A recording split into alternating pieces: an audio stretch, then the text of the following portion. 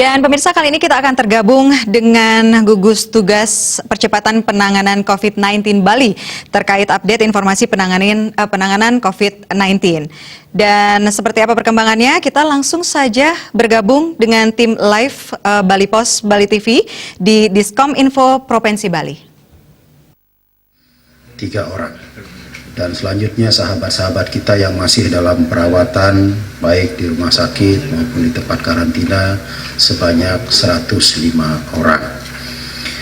Jumlah akumulatif positif 150 orang yang saya sampaikan tadi, saya akan rinci lebih detail lagi.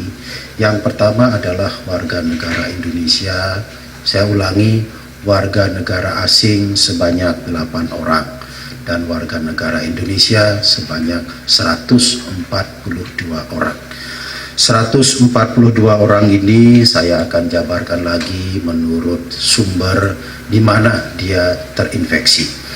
Yang pertama adalah dari imported case atau dari riwayat perjalanan luar negeri, ini sebanyak 99 orang. Kemudian dari daerah terjangkit sebanyak 17 orang.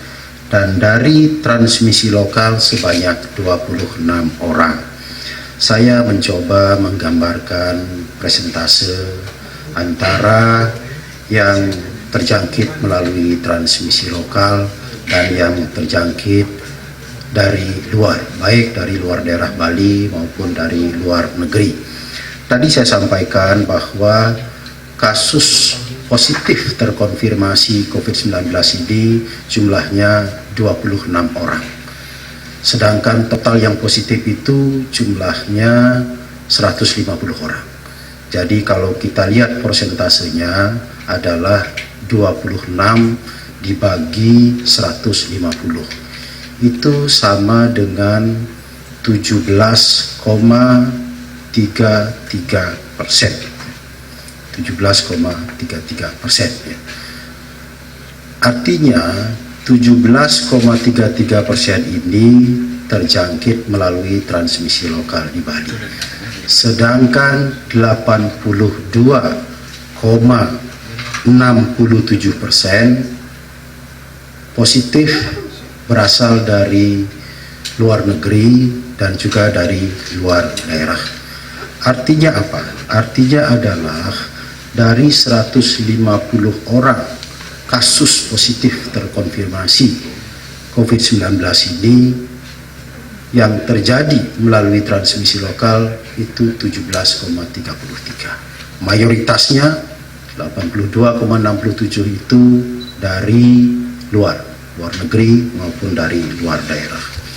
Angka ini penting sekali saya sampaikan untuk bisa memahami strategi apa yang dilakukan oleh pemerintah Provinsi Bali. Karena strategi yang diterapkan oleh setiap daerah tentu tidak harus persis sama dengan daerah lainnya. Ini tergantung kepada sumber resikonya. Kalau di ibu kota Jakarta, itu kasusnya yang besar banyak dari transmisi lokal.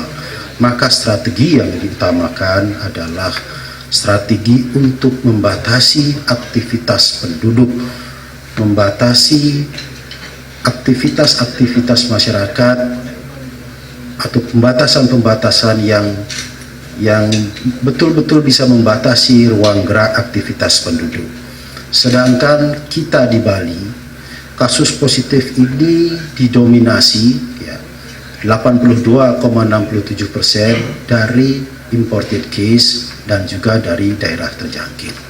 Ya. Ini tentu strateginya berbeda. Ya kan? Sedangkan yang betul-betul karena transmisi lokal itu saya katakan tadi 17,33%. Nah, komposisi ini menentukan strategi yang dilakukan oleh pemerintah daerah. Karena sumber risiko yang terbesar untuk kita di Bali ini adalah imported case. Tadi saya katakan 82,67%, maka strategi yang kita utamakan adalah melakukan screening atau pemeriksaan yang sangat ketat di pintu-pintu masuk Bali, baik di Bandara I Gusti Ngurah Rai maupun di Pelabuhan Benoa dan juga di Pelabuhan Gilimanuk. Di situ kita lakukan pemeriksaan yang seketat mungkin untuk memastikan bahwa tidak ada orang yang masuk ke Bali ini atau tidak ada orang yang bisa masuk ke tengah-tengah masyarakat kalau dia positif. Oleh karena itu, maka proses pemeriksaan di pintu masuk ini harus kita lakukan dengan baik melalui serangkaian pemeriksaan, baik itu pemeriksaan suhu tubuh maupun pemeriksaan menggunakan rapid test.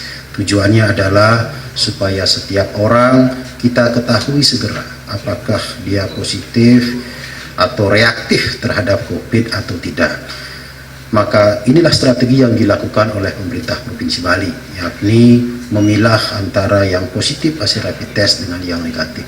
Yang positif diambil sepenuhnya oleh pemerintah Provinsi Bali supaya benar-benar tidak masuk ke tengah-tengah masyarakat kita sebelum benar-benar sembuh. Jadi itulah strategi yang kita lakukan. Meskipun yang positif terkonfirmasi COVID-19 ini melalui transmisi lokal sebesar 17,33%, bukan berarti kita mengabaikan cara-cara pencegahan melalui transmisi lokal. Yang saya katakan tadi adalah pada pada prioritas yang mana harus kita tekankan betul. Jadi angka 17,33% ini juga adalah angka yang penting. Tentu kita berharap supaya angka ini tidak bertambah naik. Strategi untuk mengendalikan agar transmisi lokal ini tidak bertambah lagi adalah tentu berbeda dengan strategi untuk mencegah atau strategi untuk menghadapi imported case. Untuk transmisi lokal ini kita harus disiplin betul untuk menerapkan pertama, semua warga masyarakat Bali harus menggunakan masker, terutama sekali kalau berada di luar rumah atau berinteraksi dengan orang lain. Yang kedua, harus rajin mencuci tangan menggunakan sabun di air yang mengalir. Yang ketiga, harus berusaha terus untuk menjaga jarak aman dengan orang lain. Yang berikutnya adalah kita semua harus berupaya menghindari tempat-tempat keramaian, menghindari berinteraksi dengan banyak orang, karena kita tidak pernah tahu apakah orang yang kita ajak berinteraksi itu terinfeksi COVID atau tidak. Mengingat banyak orang yang terinfeksi COVID tapi tidak menunjukkan gejala, dia tetap dalam keadaan sehat, tidak menunjukkan gejala seperti demam, kemudian batuk, sesak napas, dan lain-lain.